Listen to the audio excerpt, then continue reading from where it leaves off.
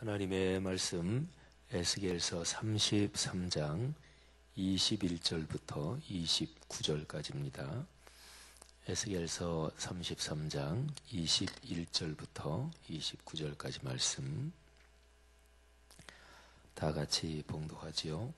우리가 사로잡힌 지 12째 해 10째 달 5째 날에 예루살렘에서부터 도망하여 온 자가 내게 나와 말하기를 그 성이 함락되었다 하였는데, 그 도망한 자가 내게 나오기 전날 저녁에 여호와의 손이 내게 임하여 내 입을 여시더니, 다음 아침 그 사람이 내게 나올 그때에 내 입이 열리기로 내가 다시는 잠잠하지 아니하였노라.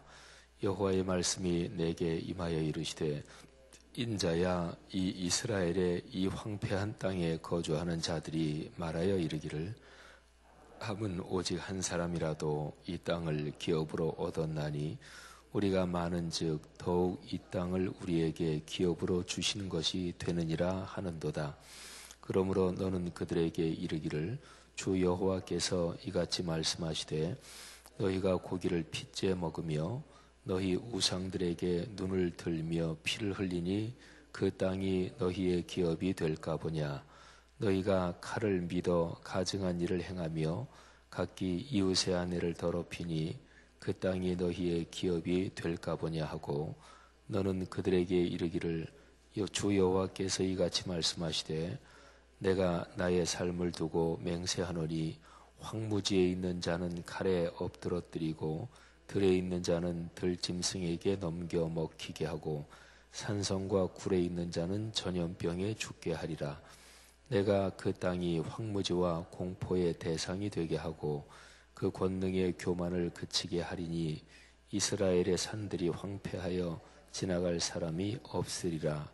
내가 그들이 행한 모든 가증한 일로 말미암아 그 땅을 황무지와 공포의 대상이 되게 하면 그때에 내가 여호와인 줄을 그들이 알리라 하라. 아멘. 오늘 우리가 읽은 말씀 21절, 22절에 보면 예루살렘이 함락됐다 하고 기록이 되어 있죠. 지금 에스겔은 바벨론에 있습니다. 그러니까 예루살렘 함락 지금 된 거, 그거보다 10년 전에 예루살렘이 1차로 바벨론에게 점령을 당합니다. 그때 1차 점령 시에 예루살렘에 있는 지도자급들, 백성들, 일반 사람들이 바벨론으로 끌려온 건 아니고요. 지도자급들을 이제 바벨론으로 끌어오죠. 그때는 나라가 완전히 망하는 것은 아닙니다. 그게 주전 597년인데요. 그리고 이제 10년 뒤에 주전 587년에 그때에 예루살렘이 2차로 함락을 당하고, 그리고 이제 나라가 완전히 망하지요. 오늘 이 말씀은 2차로 함락 당했다, 나라가 망했다, 이제 그 소식인데요. 예루살렘이 그렇게 망하고 에스겔은 지금 바벨론에 있는데, 근데 예루살렘에서부터 바벨론까지 사람이 오려면 대략 4달 정도가 걸렸습니다. 그러니까 예루살렘이 4달이나 5달 전에 함락된 거를 지금 이제 에스겔이 듣고 있는 거죠. 근데 예루살렘이 함락되고 나라가 완전히 망한 그 시점에서 하나님의 말씀이 에스겔에게 강력하게 임합니다. 그 하나님이 주시는 말씀이 23절 이하에 있어요. 근데 이거를 찬찬히 읽어보면 그 당시의 상황을 이렇게 저렇게 짐작할 수 있습니다. 23절에 이렇게 기록이 되어 있죠. 24절에 하나님이 말씀하시는 거예요. 이스라엘의 이 황폐한 땅에 거주하는 자들이 말하여 이르기를. 근데 여기에서 이 황폐한 땅, 그거는 예루살렘을 말합니다. 예루살렘이 완전히 망하고, 그리고 사람들이 바벨론으로 또 끌려오는데, 당연한 일이겠지만 예루살렘에 사는 사람 100%가 끌려온 건 아니죠. 주로 이제 또 지도자급들이 끌려오고, 또 대부분의 사람들은 또 거기에 그냥 남겨져 있는 거죠. 근데 그 사람들이 2차로 예루살렘이 함락되고 또 나라가 망했는데도 그 사람들이 그렇게 얘기한다는 거예요. 24절처럼 그들이 말하기를 아브라함은 오직 자기 한 사람인데도 예루살렘을 중심으로 한 말하자면 가나안 땅이죠. 그 땅을 하나님한테 얻었다. 그런데 우리는 아브라함이 한 사람인데 우리는 지금 숫자가 굉장히 많지 않느냐? 그러니까 하나님께서 이 땅을 우리에게 기업으로 주셨다. 이렇게 말을 한다는 거예요. 나라가 망하고 그리고 예루살렘이 아마 참 비참했겠죠. 2차로 함락됐을 때는 굉장히 끝까지 저항을 하다가 함락이 됐다고 그러죠. 대략 한 2년 정도 했으로. 그러니까 그 바벨론 군대가 굉장히 잔인하게 살육을 했을 것입니다. 근데 거기에 끌려가지 않고 남아있는 사람들이 그런 얘기를 하는 거예요. 아브라함은 자기 혼자일 때 하나님이 이 가나안 땅을 기업으로 주셨는데 우리는 거기에 비하면 숫자가 끌려가고 어째서도 굉장히 아직 많이 남아있으니까 이 땅을 기업으로 우리에게 주실 것이다. 근데 그때에 한번 상황을 상상해 보시면은요, 예언자 중에서, 선지자 중에서, 나라가 망했고, 이제 뭐 왕이나 이런 것도 다 그냥 없어졌고, 뭐 그런 상황에서 희망을 잃지 말자. 하나님이 이 땅을 우리에게 주신다. 지금은 뺏겼지만 하나님이 우리에게 주신다. 이렇게 말하는 예언자들이 없었을까요? 있었을 것입니다. 근데 그렇게 말하는 게 그게 잘못된 것일까요? 예를 들어서 지금 나라가 망하고 지도자들은 끌려가고 예루살렘이 그냥 아주 처참하게 되고 그러는데 산 사람은 살아야 되잖아요.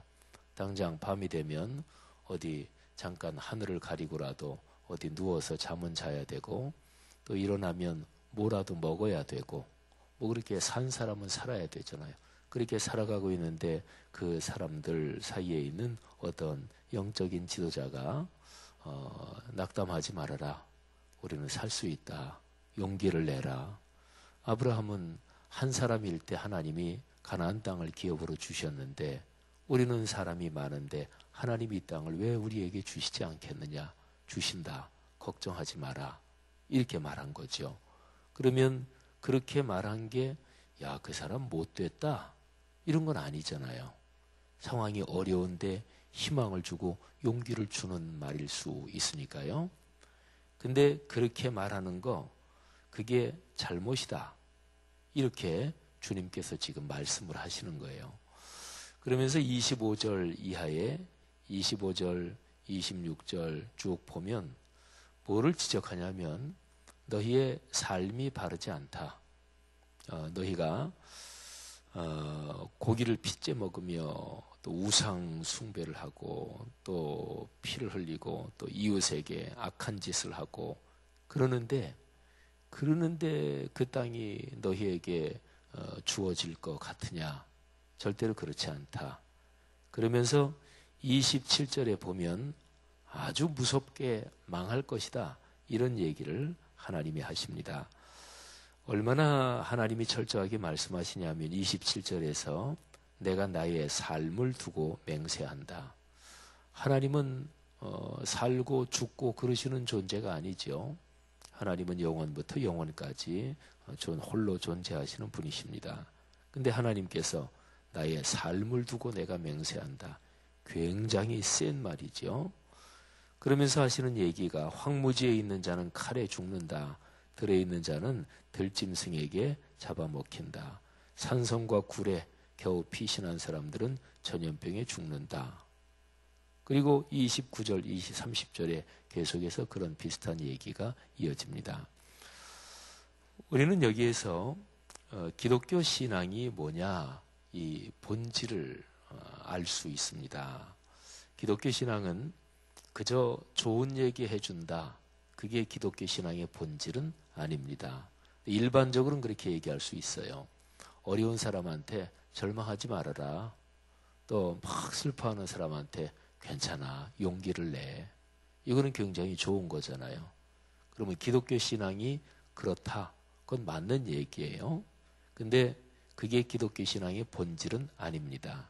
아까 제가 말씀드린 것처럼 예루살렘이 완전히 함락되고 사람은 무수하게 죽어나가고 피를 흘리고 그리고 완전히 나라가 망하고 초토화된 그런 상황 속에서 뭐라도 먹고 살아야 되고 이런 상황이 있는 사람들한테 걱정하지 말아라. 하나님께서 이 땅을 우리에게 주신다. 이렇게 말하는 건 위로하는 거잖아요. 근데 그게 잘못이다. 그렇게 말하는 사람들 내가 그들을 다 죽게 만들어 버린다. 하나님이 그렇게 말씀하시는 거예요. 그러니까 기독교 신앙은 그저 좋게 하는 게 기독교 신앙이 아니고 성경 말씀대로 따라 사는 게 기독교 신앙입니다. 그저 좋게 하는 게 아니에요. 그러니까 교회가 약해지는 여러 가지 유형이 있어요. 2000년 기독교 역사를 보면. 근데 뭐 타락하고 뭐 교회가 돈 자랑하고 규모 자랑하고 또 교회의 이런저런 직분이 계급처럼 변질이 되고 그거는 누가 봐도 야 교회가 그러면 되냐 이렇게 알 수 있잖아요. 그런데 다른 사람이 보기에 그거 선한 거지 착한 거지 그러는 건데 그것 때문에 교회가 타락하는 게 그게 사실은 더 무서운 거예요. 그것 중에 하나가 이런 거예요. 아유 좋은 게 좋은 거지. 좋은 게 좋은 거지 그건 맞잖아요. 그냥 그냥 넘어가. 좋은 게 좋은 거지. 그냥 잡음 없이 넘어가. 그냥 저 사람 그러는데 넘어가. 그건 일반적으로 인간적으로 살아가는 데서는 참 훌륭한 인생관이고 그리고 훌륭한 분입니다. 근데 기독교 신앙은 그게 아니에요. 그러면 그게 이제 인본주의가 되는 거예요. 사람에게 기준을 잡고. 근데 하나님 그분의 음성에 귀를 기울이고 하나님을 우리 삶의 중심에 놓고 보면 그냥 인간관계 생각에서 좋은 게 좋은 거지 그렇게 되질 않는 거지요. 오늘 여기 말씀처럼 하나님의 뜻은 분명한 게 있었습니다. 하나님은 바벨론에 있는 에스겔에게 당신의 말씀을 주고 계셨습니다. 다 망한다. 반드시 죽는다. 다 죽는다. 근데 이게 참 너무 힘든 거죠. 그죠? 너무 힘든 거죠. 근데 어쨌든 그 당시에 이스라엘, 지금으로부터 2600년 전에 이스라엘 예루살렘, 거기에 대한 하나님의 뜻은 그것이었습니다. 그런데 그렇게 다 죽는다, 망한다. 근데 거기에 바로 희망이 있습니다. 그렇게 하나님이 망한다, 죽는다, 산성과 또는 산에 있는 굴에 겨우 피신한 사람은 그 사람들까지 전염병에 죽는다. 이게 하나님의 말씀인데 그런데 28절에 보면 그렇게 망하면서 그 결과적으로 어떤 일이 일어나느냐 그게 중요합니다. 28절에 하나 그리고 29절에 하나 굉장히 중요한 게 있습니다. 28절에 보면 그 권능의 교만을 그치게 하겠다. 근데 교만 앞에 참 특이한 수식어가 붙어 있죠. 교만인데 무슨 교만이냐면 권능의 교만이에요. 이거는 좀 역으로 돌려서 말하는 것일 수도 있고요. 그리고 예루살렘을 중심으로 한 이스라엘 사회에서 권력을 쥐고 또는 기득권을 쥐고 그런 사람들의 권세가 새도 부리는 게 보통이 아니었다. 뭐 이러는 거를 표현하는 것일 수 있습니다. 어쨌든 중요한 거는 그들의 교만을 그치게 하겠다. 그러면 생각해 보세요. 우리가 많이 알고 있는 잠언의 말씀을 떠올리면 교만은 패망의 선봉입니다. 그러니까 망하기 전에 먼저 찾아오는 게 있어요. 선봉이 무슨 뭐 전투할 때 제일 앞서서 나가는 거를 선봉장 또는 선봉 그러잖아요. 그러니까 망하는 현상이 오기 전에 먼저 꼭 앞서서 오는 게 있습니다. 그걸 가리켜서 교만이다 이렇게 얘기하는 거죠. 그러면 교만이 있으면 망해요. 그러면 교만이 없으면 망하지 않죠. 교만이 없으면 적어도 복받고 성공하는 길로 갈 수 있는 거죠. 그러면 여기 29절에 하나님의 무서운 심판이 내리면서 그것 때문에 교만이 없어진대요. 그러면 좋은 거잖아요. 이렇게 무섭게 망하는데도 불구하고 교만만 없어지면 그러면 회복될 가능성이 있는 거지요. 이렇게 보면 하나님께서 심판하시는 거는 너 잘못했다 또는 너 참 못됐다. 너 반드시 내가 갚아주겠다. 그러니까 단순하게 인간적으로 보면 복수하는 거, 그게 하나님의 심판이 아닙니다. 하나님의 심판은 하나님은 심판 중에도 자비로우신 분이시고, 그래서 교만을 그치게 한다. 이거를 조금만 가만히 묵상해 보면 아, 그렇구나. 하나님이 진짜로 살리시려고 하는구나 하는 걸 알 수가 있습니다. 살린다, 복을 준다. 이거는 완전히 하나도 없고 너 그냥 끝이다. 하나님은 그러시는 건 없다. 이게 사실은 성경의 근본적인 메시지입니다. 하나님은 진짜로 이스라엘을 살리시려는 거예요. 그냥 인간적으로 괜찮아. 하나님이 우리 도와주실 거야. 그런데 삶이 바뀌지 않고 삶의 태도가 바뀌지 않는데 그런데 그냥 도와주실 거다. 그거는 하나님의 뜻이 아닙니다. 하나님은 죄를 그냥 두고 그리고 아유 사랑이니까 아유 다 덮어줘야지 사랑으로. 그거는 성경에서 말하는 사랑이 아닙니다. 그러니까 적어도 그 당사자가 죄를 깨닫고 회개하고 그럴 때 덮어주고 감싸주는 거예요. 근데 당사자는 죄에 대해서 전혀 깨닫지도 못하고 못된 생각을 또는 잘못된 생각을 계속 가지고 있는데 아우 그냥 덮어주지. 그거는 성경하고 반대되는 것입니다. 그 다음에 29절에 보면 거기에 참 중요한 말씀이 있어요. 그들이 행한 모든 가증한 일 때문에 하나님께서 그 땅을 황무지와 공포의 대상이 되게 한다. 근데 그렇게 하면 그때에서야 내가 여호와인 줄을 그들이 알 것이다. 그러니까 아주 무도한 사람들, 아주 이게 마음이 강팍한 사람들은 다 망해야 알아요. 근데 예루살렘이 두 번째로 함락되어 있으면 다 망한 거잖아요. 그 정도 됐는데도 깨닫지 못한다. 이게 이제 그 당시의 상황이었어요. 그러니까 거기에서 더 망해야 돼요. 더 망하고 이게 망하는 게 더 심해져야 그때에서야 그들이 안다는 거예요. 아, 아브라함 비롯한 우리 조상들이 섬기던 그 하나님, 그분만이 참 신이구나. 이거를 안다는 거죠. 여러분, 오늘 우리가 같이 읽고 묵상한 이 말씀이 참 예사롭지 않은 말씀이지요. 우리는 이 말씀에서 살아계신 하나님, 그분이 진짜로 존재하시고 그분이 진짜로 살아계시고 그분이 오늘도 역사하신다. 이런 가르침을 받을 수 있습니다. 그 다음에 또 하나만 이 참 중요한 것인데 잠깐만 보면 사람은 자기 입장에 따라 다 틀려요. 이 당시의 역사적인 상황은 10년 전에 먼저 끌려온 사람들이 바벨론에 있었습니다. 그러면 이 바벨론에 끌려온 사람하고 예루살렘에 10년 동안은 1차 함락되고 10년 동안은 아직까지 왕도 다 있고 그랬어요. 나라가 망한 게 아니에요. 그러면 바벨론으로 끌려온 사람들하고 예루살렘에 아직 있는 지도자 그룹하고 입장이 다르겠죠. 입장이 다르죠. 그리고 10년 후에 완전히 나라까지 망하고 또 끌려왔어요. 또 끌려왔으면 바벨론으로 먼저 끌려온 사람은 거기서 10년 동안 터를 잡고 살고 있었잖아요. 그 사람들이 2차로 완전히 망한 다음에 끌려온 사람들, 이 사람들을 같은 민족이니까 그저 따뜻하게 잘 맞이해주고 그러기만 했을까요? 아닙니다.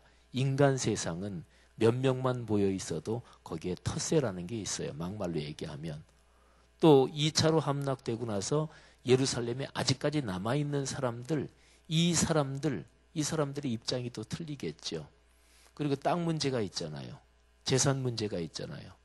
그런 거예요. 오늘날이나 옛날이나 사람 사는 건 다 똑같아요. 나라가 망했다, 끌려갔다. 그러면 그 땅은 어떻게 될까요? 재산 문제가 있겠죠. 여기에 우리는 숫자가 많으니까 이 땅을 하나님이 우리에게 주실 거다. 이런 거는 끌려간 사람 끌려갔고 그러면 남아있는 사람들이 땅을 차지할 수 있겠죠. 실제로 예루살렘이 함락되고 망하는 과정 가운데서 땅 문제 같은 것도 나와요. 예레미야 선지자는 하나님이 나중에 다 망하고 난 다음에 다시 이 땅을 회복시킬 거다. 그래서 예레미야는 예루살렘에 있는 땅을 사요. 망하는데 그 땅 살 투자할 필요 없잖아요. 근데 예레미야가 하나님의 명령으로 땅을 사요. 그러니까 다 망하고 난 다음에 나중에 결국은 회복된다. 그거를 증명해 보이는 거죠. 쉽게 얘기하면 이래요. 탈북자들이 있잖아요. 탈북자 그분들의 말을 다 믿으면 안 돼요. 그분들은 북한에서 나온 분들이잖아요. 그러면 그분들의 입장은 북한 쪽에서 나왔으니까 저 북한으로 가면 그분들은 죽는 사람들이에요. 그러니까 그분들의 말을 액면 그대로 다 받으면 그러면 그렇게 해서 통일이 되는 게 아니에요. 입장이 다 다른 거예요. 그러니까 사람은 전부 다 자기가 서 있는 입장에 따라서 생각해요. 그러면 기독교 신앙은 뭐냐? 그게 기독교 신앙이 아니에요. 기독교 신앙은 하나님의 뜻이 무엇인가? 하나님의 말씀이 무엇인가? 이거를 무섭게 그리고 진지하게 내 삶을 바쳐서 거기에 서는 게 기독교 신앙이에요. 그러니까 신앙이 좋은 사람도 자기가 서 있는 그 자리, 입장에 따라 생각하면 다 다릅니다. 신앙 좋은 사람도 서로가 대립하고 싸웁니다. 그러니까 신앙이 좋은 사람들끼리 싸워요. 좋은 사람들 사이에 서로 싸워요. 왜? 입장이 다르니까. 아유, 난 이 사람한테 신세 졌는데 이 사람 내가 나 몰라라 할 수 없어. 그러면 이쪽에 서게 되고 그러면 저쪽에 서 있는 사람이랑 대립하게 되고 이게 입장이 다 다르죠. 근데 기독교 신앙은 하나님 그분의 뜻에 순종하는 거예요. 그리고 그렇게 진지한 신앙을 가진 사람은 내 개인의 그러니까 사람 사이의 입장이라는 것은 자기의 이해관계거든요. 파고 들어가면 근데 내 이해관계가 아니라 하나님의 영광을 위해 예수 그리스도의 복음을 위해 그리고 하나님의 뜻 거기에 내 이해관계를 다 던져버리는 거 이게 사실은 기독교 신앙이지요. 그게 바로 나는 죽고 그리스도가 산다 이런 거죠. 사랑하는 성도 여러분들이요. 제가 오늘 이 말씀에서 이 성경 구절을 통해 드린 말씀이 어떻게 보면 야 신앙이라는 게 참 어렵구나 이렇게 생각이 되지만 어떻게 보면 너무너무 간단합니다. 딱 하나만 있으면 돼요. 내가 죽는다 그 생각만 하면 사실은 아주 간단합니다. 내가 죽고 주님께 주님의 뜻이 드러난다. 갈라디아서 2장 20절에서 사도 바울이 말씀한 대로 내가 그리스도와 함께 십자가에 못 박혔나니 그것만 되면 깨달음만 오면 그거 하나만 딱 하면은 하나님의 복이 임한다. 그거 하나만 하면 여러 가지 할 필요도 없어요. 딱 한 가지만 하면 하나님이 우리와 같이 계시고 하나님의 복이 임하고 내 가정, 자녀, 가문 대대로 하나님이 지키신다. 하나만 하면 끝이에요. 여러 가지를 할 필요가 없다고요. 할렐루야. 기독교 신앙의 중심을 우리가 오늘 이 말씀을 통해서 다시 한번 생각하면서 그저 통속적인 신앙, 그냥 오늘날 다 그저 그 정도의 평균적인 신앙 여기에 묶이면 안 돼요. 거기에 묶이지 않으려면 말씀을 들여다봐야 돼요. 말씀을 절대 기준으로 놓고 말씀을 들여다보고 하나님께 예배하고 그럴 때 하나님께서 우리의 삶을 축복하십니다. 하나님의 이런 복이 우리 모두에게 넉넉하기를 또 그런 믿음과 신앙이 이 나라의 민족을 진정으로 구원하며 하나님의 뜻이 이루어지는 그런 귀한 일이 있기를 축원합니다. 하나님 은혜 감사합니다. 오늘 이 말씀을 통해 주께서 우리에게 복 주시는 것 믿습니다. 하나님께서 이 나라의 민족 사랑하시고 또 이 땅에 있는 교회 공동체들을 사랑하시고 또 지도자들을 축복하시기를 간절히 원합니다. 오늘 여기 새벽 예배 나오신 귀한 분들 한 분 한 분에게 하늘의 거룩한 은총을 더하사 하나님의 뜻에 분명히 자리를 잡고 그 거룩한 말씀으로 모든 것을 볼 수 있도록 축복하옵소서. 오늘도 복 주실 줄 믿습니다. 예수님 이름으로 감사하며 기도 올립니다. 아멘.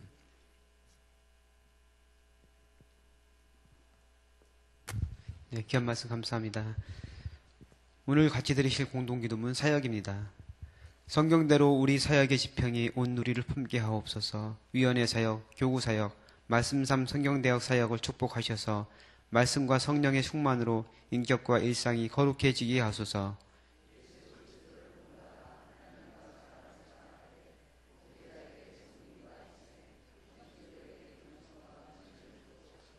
한 사람을 사랑하고 세우는 일이 사역의 근원이 되게 하시고 하나님 나라에 헌신하는 작은 모임을 거룩한 영으로 채우시며 우리 사역이 사회 변동과 역사 흐름을 이끌어가게 하옵소서. 아멘. 주기도문 하시겠습니다. 하늘에 계신 우리 아버지, 아버지의 이름을 거룩하게 하시며 아버지의 나라가 오게 하시며 아버지의 뜻이 하늘에서와 같이 땅에서도 이루어지게 하소서. 오늘 우리에게 일용할 양식을 주시고 우리가 우리에게 잘못한 사람을 용서하여 준 것 같이 우리 죄를 용서하여 주시고 우리를 시험에 빠지지 않게 하시고 악에서 구하소서. 나라와 권능과 영광이 영원히 아버지의 것입니다. 아멘. 기도 제목 나누겠습니다. 지금 들은 말씀이 내 삶으로 이어지게 하옵소서. 주일 예배 가운데 복을 주시고 말씀을 준비하고 전하시는 담임 목사님에게 능력을 더하소서. 주일 예배에 참여하는 성도들을 지켜주시고 예배를 통해 복을 누리게 하옵소서. 5월 6일 희년교회 및 북미 선교센터 설립 예배를 축복하셔서 교회 개척, 원주민 선교, 다음 세대 글로벌 출구의 3대 설립 목적이 이루게 하소서. 북미 비전 탐방 5월 3일부터 10일까지 기간 동안에 하나님께서 온 세계 선교의 거룩한 열정을 허락하시고 그것으로 움직이게 하소서. 어제 있었던 남북 정상회담의 성과를 바탕으로 북미 정상회담이 잘 진행되게 하시고 하나님의 특별한 은혜를 베푸사 한반도에 평화가 임하게 하소서. 기도하시고 또한 여러분이 가지고 나오신 소원 주님께 아뢰신 후에 자유롭게 들어가시기 바랍니다. 기도하겠습니다. 하나님 감사합니다.